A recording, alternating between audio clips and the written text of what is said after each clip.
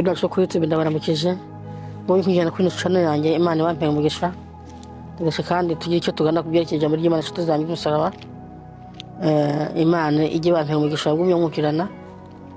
ariko reka maze senge bene wacu bana yaciri mwijuru aje hahantu Mana kuri umusozi hahanje avugiye ubutumwa Mana yanjye ahantu waho manura icyatuma ubutumwa bwo kitegana neza Mana igitsindwa kandi cyatuma abantu batumviza amajambo Mana nigikurwa mu izina rya Yesu Kristo nuko basabye abantu umugisha bajyanyumviriza nabo n'ubyo nkamera kandi amajambo Mana ijye yaherekeza mu mitima y'abajyanye bayumviriza agira ikintu amarira Mana agira abakura n'aberekeza byose gitse Yesu Kristo umwami wacu amen amaze kumvuga ubutumwa wamvuga ubutumwa nyine ujye nyine udakuzwa n'abantu umva urwango nagiriwe kuva nkabaga ryari rwarakomejwe ariko ntacyo Imana yatumye ngo tujye kuvuga ubutumwa kugira ngo abantu bihane nshuti z'umusaraba ntawe Imana yatuma kuvuga ubutumwa idafite ikimutumiye uvuga ubutumwa sinjya rubanje bene wacu uvuga ubutumwa ryatangiye kuva kera na Yesu akiri hano bazagenda abwira abantu abwira abigishwa be ngo ndagenda bavuga ubutumwa bagira bavuga ubutumwa bakaba n'ubushobozi bwo kukiza n'indwara cyangwa gukora ibitangaza ariko mizo ngabire Imana igitanga kandi gatuma abantu kuzikoresha mwenyine murazi ko ngo ziri uburyo bwinshi Imana tugire neza hano meze gusoma ukuntu Imana yagiye zipanga ingabire z'uburyo bwinshi no kuzikora kandi zirukwisha noneho hari nawe yagiye bisobanura rero ukuntu izo mpano zizajya zikora Imana tugire neza nshuti z'umusaraba nabwo nti mujye musomera Bibiliya mujya gusomerwa nta kitake tumenya kandi mwene wacu aho uri hose niba uzi ko ujya vuga mu Imana buri wa Mungu gusa dimashe gusa warahombye hari byinshi utamenya cyangwa utabona none bene wacu kuba umuvuga butumwa bantu b'Imana cyangwa se kuba ndi we sinabyihaye n'Imana ni nyivuye ubutumwa naba nabwiye ko Imana mbiye ko njya kujyana mwose ariko ntugiye kuba nk'abandi ngo tujye mu bivuga butumwa none ivuga ubutumwa rero yewe byabaye ivuga ubutumwa nyine mw'abantu mwe Imana tutabare bantu butuyisi rimwe hane kandi mutangire kigacumi cyangwa abantu bari mu rusari kibe nzaye vose tu kuko ari ko Imana yantumye uzababwire bumva batakumva wowe ibindi bikureba bizaza mu nyuma ni Imana nizabimenya kuvuga ubutumwa rero si buri wese ukora ibitangaza kandi uvuga ubutumwa si buri wese wahawe impano yo gusengera abarwayi cyangwa uvuga ubutumwa ibi bindi dushaka ari byo bikorwa ntabwo twese izo mpano twazihawe cyangwa se yenda mu cyiciro ndimo sindagezaho ngewe ndacyari umwigishwa muri make ndimo ndiga ubu rero umwiga n'uwigisha ntaho bamuhuriye buri wese afite icyo arishije uwundi mwenyine kandi murabizi ko uyu muntu ari mu ishuri iyo uri mu ishuri uba uri muriga noneho rero ujya kwigisha niwe ugenda ukwimura akakwimura noneho mu gihe ntari nimurwa ndacyari ndavuga ko ari materinere cyangwa mu masomo ya mbere yo gutangura urabona ko kurya abanyeshuri bimuka bajya muri za segonderi na za universite nuko no gukorera Imana igenda ibikora niba abana b'abantu bafite amashuri bafite amashuri bigisha abantu n'Imana nayo ndi kugenda itoranya abo yigisha Imana tugire neza niba rero utari mu bigisha uri mu bigishwa tu kandi Imana itaragushyikira bantu b'Imana amasomo ayisi yoho unaniwe no kwiga uricarira amasomo y'isi ubuze amahera yo kurira mu ishuri urataha ukicarira ariko y'Imana yoho basha utegerezwa kuyuzuza utegereza kukwiyemeza nk'uko iba yapanze. None reka yenda ababwire inshuti z'umusaraba ahantu njya tujya dusome ni Timoteyo wa mbere 3. Uyu Timoteyo wa mbere 3 bantu b'Imana bantu basoma Bibiliya mwantanze kumenya Imana mwebwe mufise ibisata by'amagare mu byerekeye Imana yemwe bantu b'Imana nta cyaduka njya soma aho namwe mwabaje gusoma sinjye wabanje nsoma namwe mwabaje gusoma ariko inshuti z'umusaraba wowe niba ahantu hazi hakumara iki bene wacu yemwe ahantu hamara iki amashengero bantu b'Imana Timoteyo wa mbere 3 ko mwese muhazi bantu nta muntu witwa umukozi w'Imana utazi Timoteyo utazi amagambo yo Timoteyo cyase datwanye n'ahandi hose. Akana haravuze ngo bantu b'Imana yemwe nawe umuntu avuga umuntu mukamwataka ngo yavuze nawe ngo yabashebeje ariko se njye mungana n'ukuri. Haravuze ngo abakuru bo mu ishengero uko bakwiye kumera bantu b'Imana se noneho ndikuvuga ku murongo wa mbere ugashyira kwa 13 niko nasomye ariko aya majambo hari n'andi avugagira mu Bikorinto kwiba ibintu mubizi bene wacu kw'Imana Imana n'ukuri yarahombeje Imana yarahombeje bene wacu Mana yanjye n'ukuri Mana ishobora byose isi yuzuye abakozi b'Imana ariko batayifite ikimazi kandi abo bakozi b'Imana ngendanye bavuga muzanyanganire kuko niba ndi mu ishuri niba ndi mu gucishwa mu nzira y'umusaraba abenshi bayicishamo n'abakozi b'Imana ariko ndaguhaye pole aho uko waba igikoresho cyo kuntesa nakubera guteswa kuko inyuma yawe nawe hari urundi rubanza Satani aduhambiza umugozi adusanganye Satani aduhambiza umugozi adusanganye. None niba rero waragize igikoresho cyo kuncisha mu ishuri kubera iki se kubera iki ntacisha mu ishuri n'undi ni wowe uri cyo kugira ngo uncishe mu nzira y'umusaraba ariko ndavuze amahirwe ariko nawe utihana urafise ingorane. Hari ibintu rero njya mukora hano ku isi niba umukuru w'ishengero uko akwiriye kumera kasoma ariko gisize gusoma cyangwa se n'amaso ntangunde reka turebe datwanye na dukeya Mana yanjye ngo iri jambo niryo kwizerwa umuntu ntiyagomba kuzezwa ishengero aba yifuje igikorwa cyiza no kubuza ishengero akwiye kutaba kuko umugayo kandi akwiye kuba umugabo ufise umugore umwe gusa abe atarenza urugero adahugumba aganza ingeso ziwe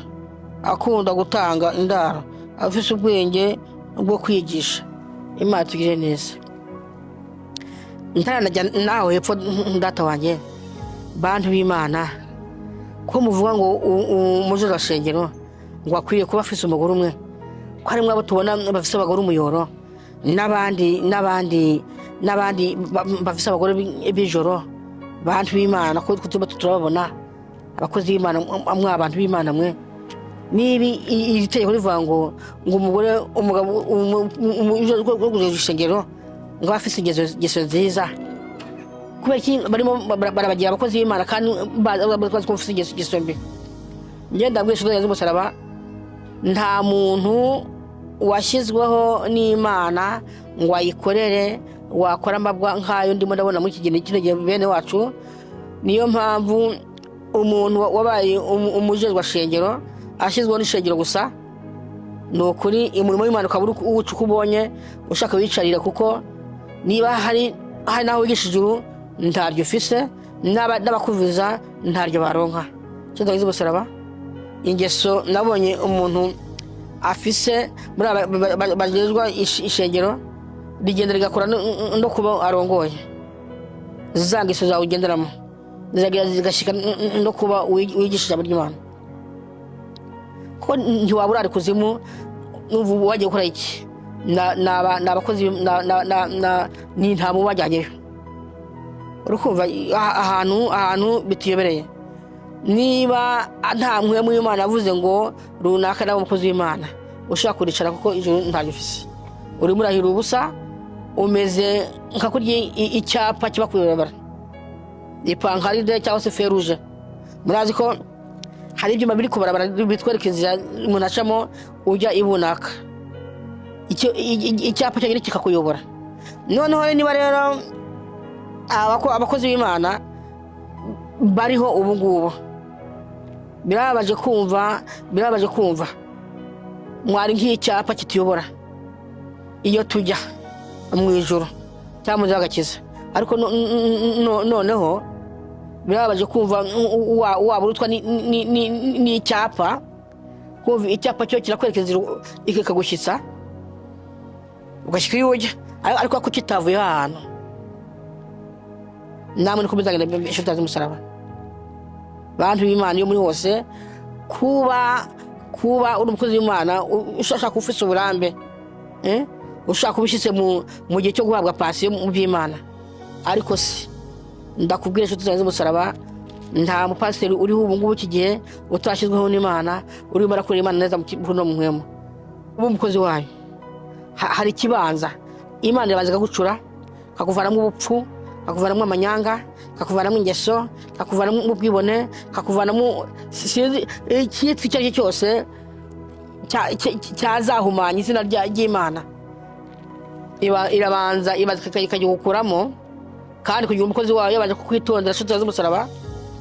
ntabwo gushyiraho gusa nk'uko mupfa kuzegura abo mubonye ngo tujije umukuru w'ishengero mutabanje kubaza Imana ngo mbega uyu tumugira gute mbega uyu bimeze gute cyangwa bizagenda gute ngenda babwire wowe washyizweho nuko bagutinya cyangwa se bakaba ikintu baguciye nta juru ufise inshuti z'umusaraba n'abagukurikira bararimbutse abakurikira bararimbutse musomeye uyu Timoteyo wa mbere 3 uko umujije shengero akwiriye kumera abantu b'Imana ko ahantu mubazi ni gute ngiye ku bwanjye ubu narakanzwe abantu b'Imana narakanzwe ayo mbone muri Australia n'akamaramaza ubu nta shengero nazongera ukakanyagamo ntazi ngo uyu muntu yasengeye uku byavuye hehe ntamenya amateka yiwe gushingiro ntizozongera kukanyagamo ndakanzwe ayo mbonye arahagije nawe tuzongera aho muri ntimukangwe n'ibisimba ntimukangwe nuko bavuze ngo za haleluya nanatangaye aho umuntu avuga ngo umwami Yesu nashimwe abantu bakanuma aho umuntu yatera haleluya abantu nabo ngo amena kubera iki kuko aho harimo amahinyo bene bacu inshuti z'umusaraba n'utu umuntu yatera haleluya abantu bavuze ngo amena ibyapfiriye noneho tunotajya mu mashengero ari kwikurayo ejo nahora n'ingorane ishengero rizagira icyo rimarira ejo nahora n'ikibazo nuko ejo napfa cyane ngapfusha nanjye bazaze kusiba cyangwa se nanjye bazantemberere ariko ntabwo tujya mu ishengero ari Imana tujya gusenga aho n'uri kubeshya no kwikurayo nyine cyangwa se ugasanga n'agahuzu wari ufisiye waguze ugira bajya kuraba ariko se bantu b'Imana iby'Imana ntabwo tubirimo ukuri kubeshya ukuri njye ndabishingira intaye Mana yanjye kandi abiko sinduwa cyane mu by'Imana ndabibabwira ariko iyi myaka ingahe imaze ayo mbonye arahagije bene wacu niba umuzozo wa shengero akwiye kuba ngo afite ingeso nziza ntimko murabashyiraho bafite ingeso mbi abantu b'Imana hari uvuga ngo gutanga indaro se kwitanga ibyo se bivuze iki? Kwitanga se nawe yimuhaye uza kumuzimya impano yiwe se? Hari ikigongo kumbi yemwe we, iki kigongo cyo kuri umwana w'umuntu kwibere, ikigongo cyo kwica umwana. Akaguha indaro cyangwa akakugira neza, nawe ko bagiye kugira ngo wakwiyegereze abari ukuntu azakunogoramo amaso. Imana tubabarire tudahize umusaraba. Kuki umuntu muri kurana uburyarya se? N'uryarya bakubona cyangwa n'uryarya bakumva, bigise imaze iki? Ndafise abantu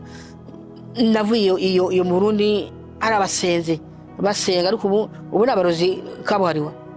Bantu b'Imana, kakarwa kanya gasenga kagasengera umuntu yenda datangiye Imana ikamwishyura, ubu none iby'Imana